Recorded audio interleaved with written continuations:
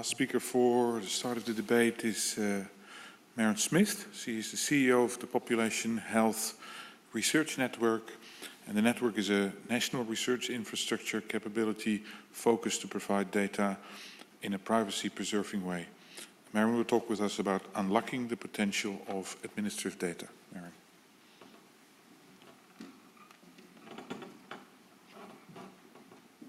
Well, thanks very much, and it's good to see that there's still a lot of people left in the audience. I know it's getting late in the day. So, this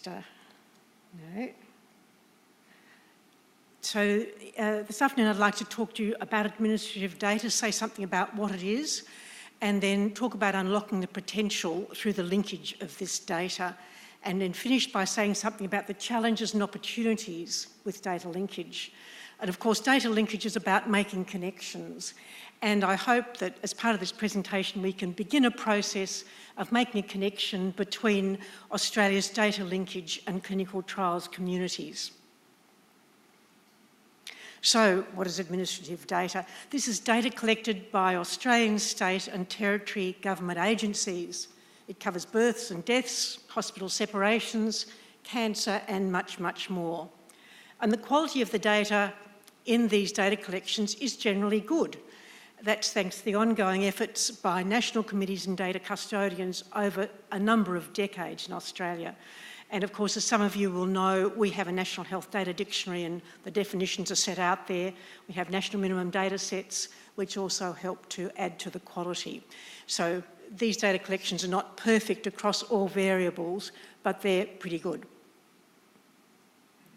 So administrative data is important because it's routinely collected. You don't have to go out and collect it, it's already there.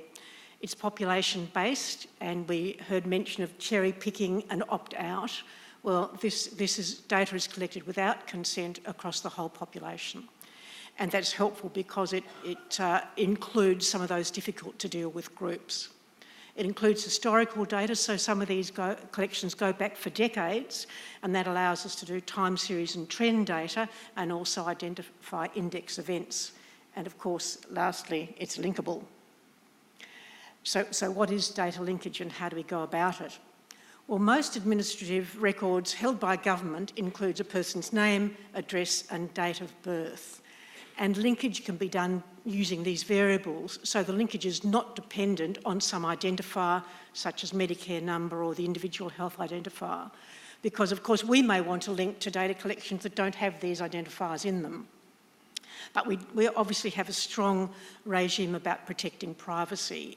That's obviously, there are legislative requirements for that, and we abide by those requirements.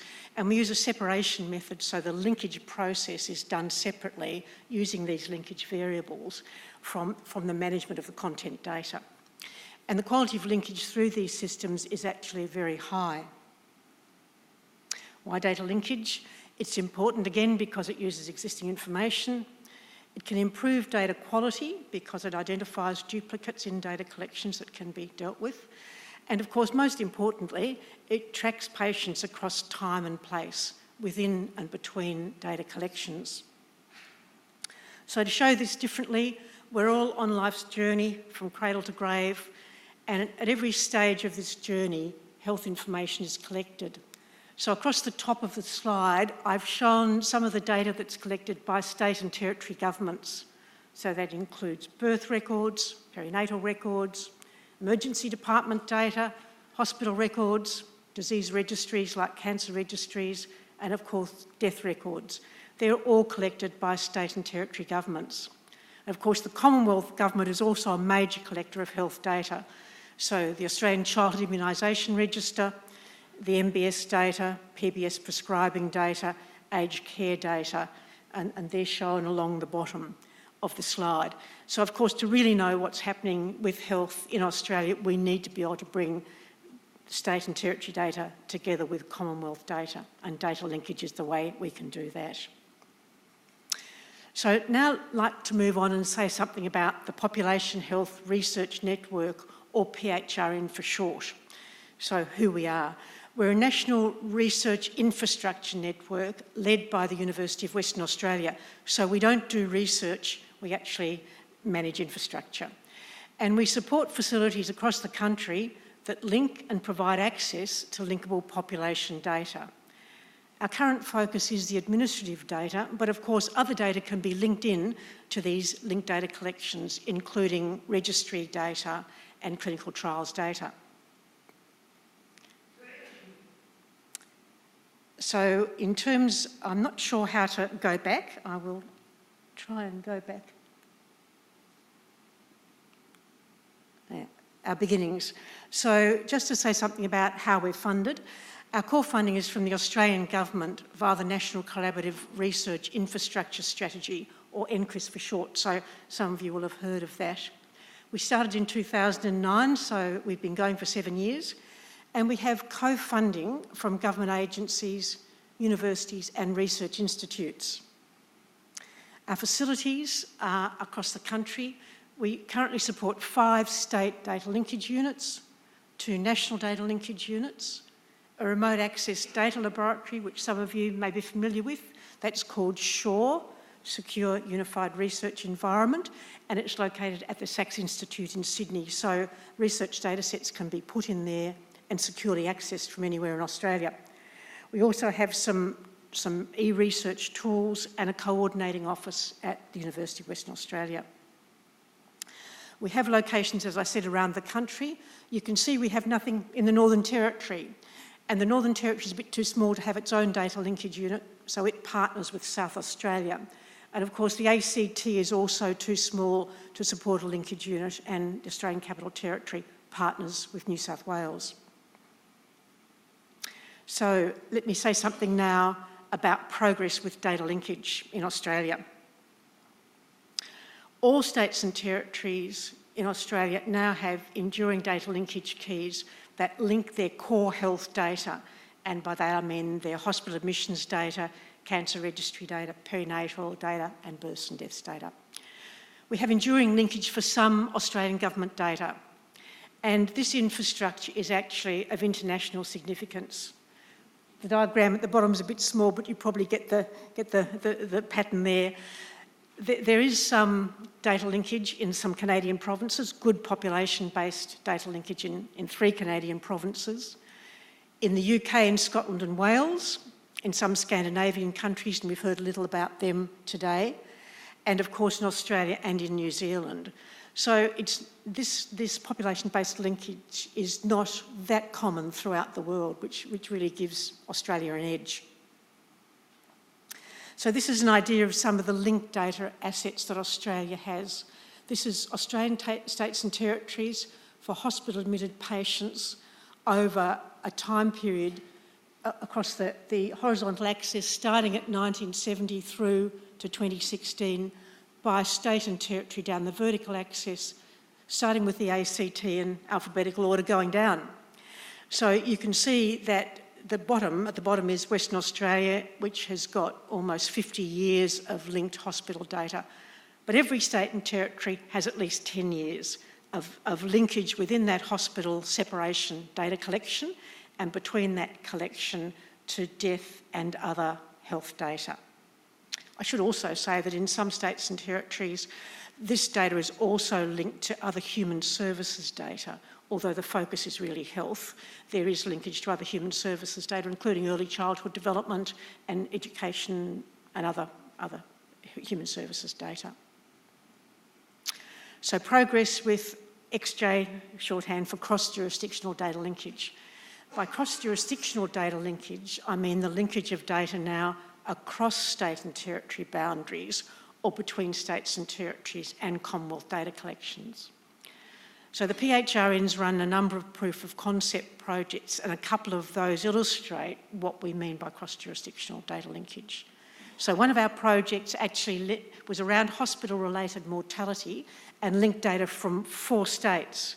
There were about 45 million records in that data collection. It was definitely big data. And there was complex approvals actually required to put that data set together. One of our other proof of concept was around childhood immunisation, and that actually linked data from 2 states with the Commonwealth Childhood Immunisation Register. There are about 30 million records in that linked data set. And there's very important research findings coming out of the analysis of those linked data sets. But these particular data collections were put together on a create and destroy basis. That is, after spending all that time doing all that linkage, we couldn't retain the linkage.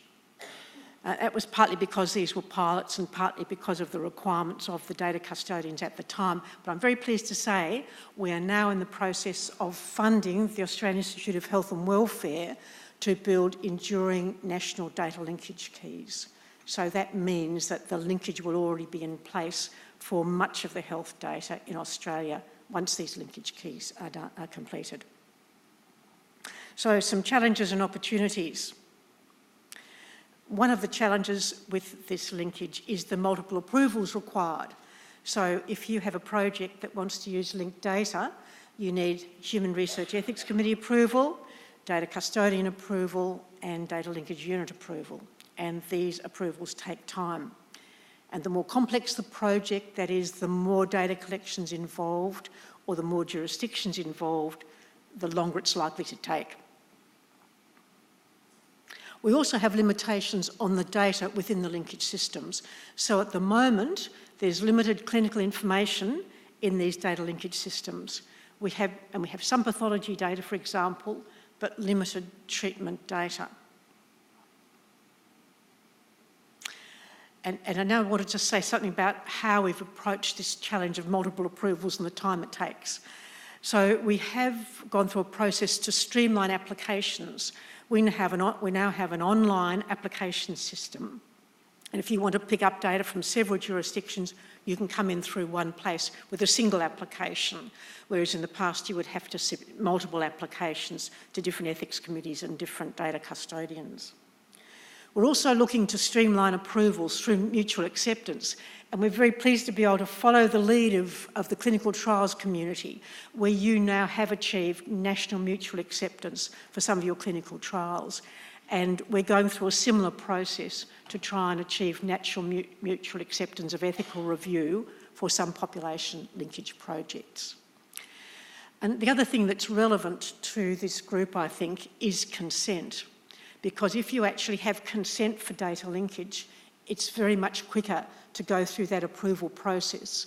And often consent for clinical trials patients, which are generally relatively small cohort, sort of relatively small in terms of the population-based data we think about, it's really worth considering as you're planning your trials about whether or not you want to obtain consent, informed consent, for linking through to this very rich administrative data.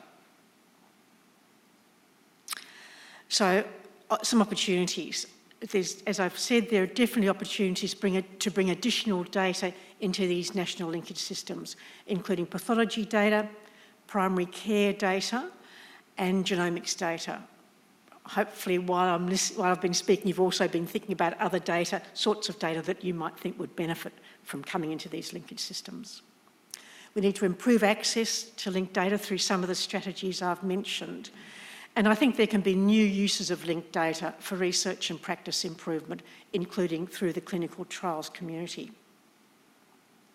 So I've thought of some scenarios about how might we make that connection between clinical trials and data linkage. Well, first of all, I think routine linkage of administrative data with registry data would provide lots of benefits. And I think there are opportunities for cost-effective follow-up of clinical trials patients via linked data. And lastly, there are probably opportunities for leveraging this linked data, which is relatively rare around the world, as I've said, for greater investment in clinical trials in Australia, because the added value through this linked data is something that Australia can do and lots of other places can't. So just to conclude, all jurisdictions now have significant linked data assets and expertise. These are being used for a wide range of health and medical research, and registries and clinical trials would benefit from greater use of linked data. So just a final slide. If you do want more information about the PHRN, please visit our website, www.phrn.org.au. And if you're interested in the online application system, you can just search on that site and it'll take you through to that page. And if any of you have bright ideas about how linked data can help, please feel free to contact me, merransmith.wa.edu.au, or please contact the chair of the PHRN board, Professor Brendan Carney, who I know some of you do know. So thank you.